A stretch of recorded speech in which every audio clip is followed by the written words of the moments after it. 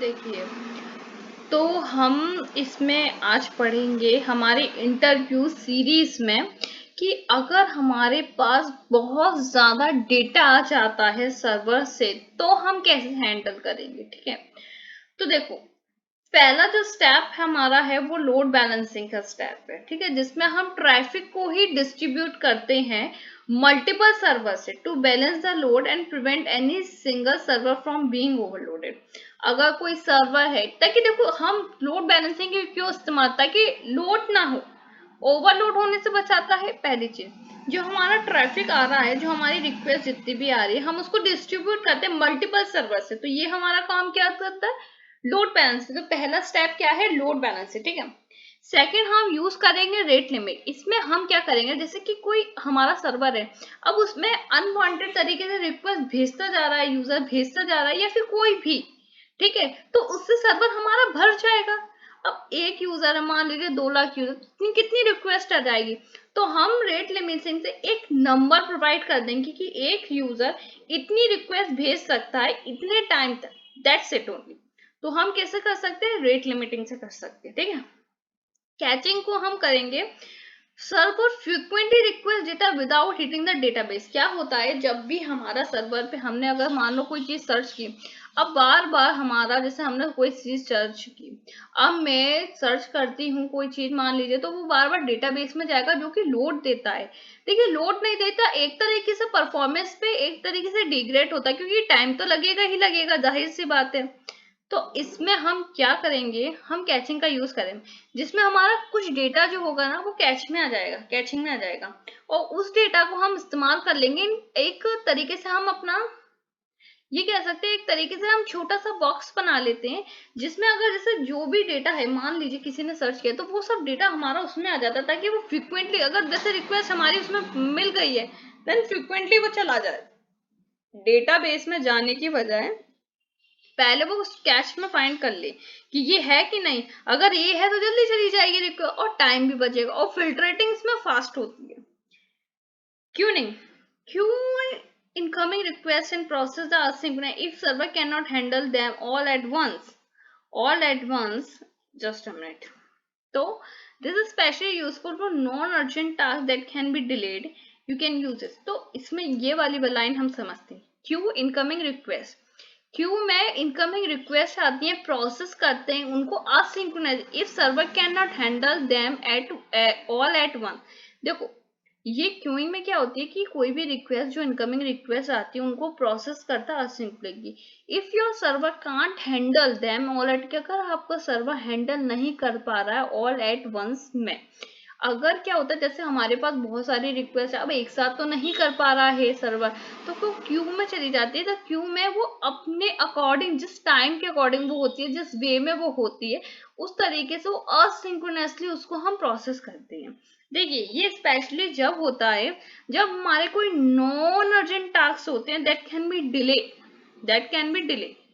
You can message broker like rabbit और AWS SQ in this process. देखो, ऐसे task जो हम डिले कर सकते हैं, उनको हम क्यू में रख सकते हैं। कोई चीज है जो टाइम ले रही है और मैं चाहती हूँ, ठीक है, अगर ये टाइम ले भी रही है तो मैं उसको थोड़ी देर बाद कर देती हूँ, तो ऐसी चीज को हम क्यूइंग में लिखते हैं। ये एक तरीके से क्यूइंग होती है जिसमें और इसका आप मतलब समझ रहे हैं ना, आप इसका मतलब समझिए, आप इसका मतलब ये समझिए कि जो हमारा इनकमिंग रिक्वेस्ट आती है उसको तो ये हैंडल करती है, पर कुछ टाइम के बाद इकट्ठा एक बारी में नहीं कर रही है, वो अपने आप करेगी, जब उसको टाइम होगा वो कर देगी।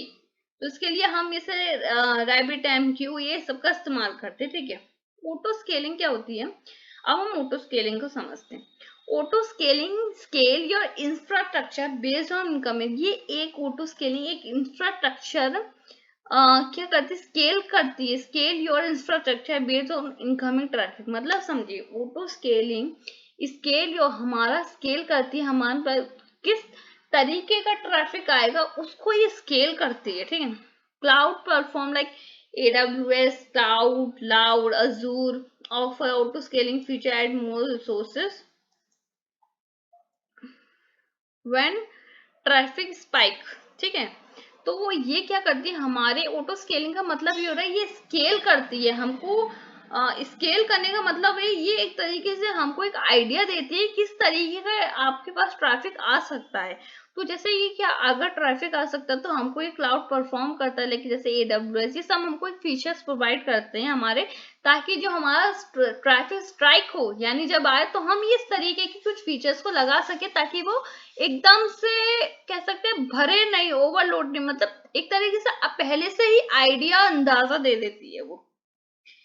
CDN डिलीवर कंटेंट, तो हम CDN सर्वर स्टेटिक एसेट, इसमें हम क्या करते हैं, CDN क्या होता है, use a CDN to serve static asset. हम CDN का यूज करते हैं serve static asset like image, CSS, JS from server closest to the user.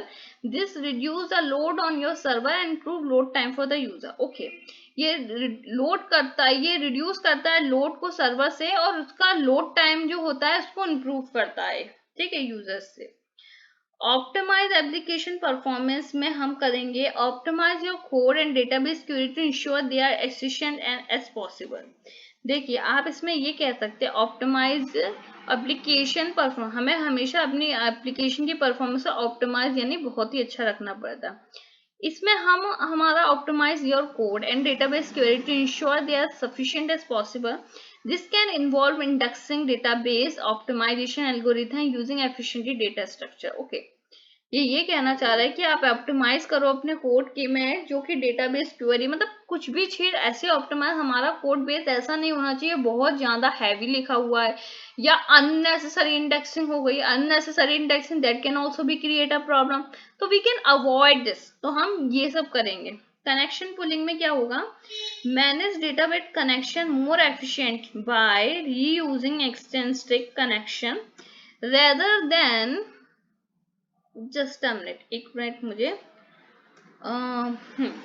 Connection pooling में क्या होगा, कनेक्शन पुलिंग में ये होता है कि हम मैनेज करते हैं डेटाबेस कनेक्शन को मोर एफिशिएंटली और reusing extensive connection rather than opening a new one at each request. देखिए हर समय हम एक रिक्वेस्ट पे वो कनेक्शन नहीं खोलते हैं हम, जबकि हम ऐसा कुछ करते हैं कि जो हमारा डेटाबेस कनेक्शन हो वो सभी चीजों पे चल सके।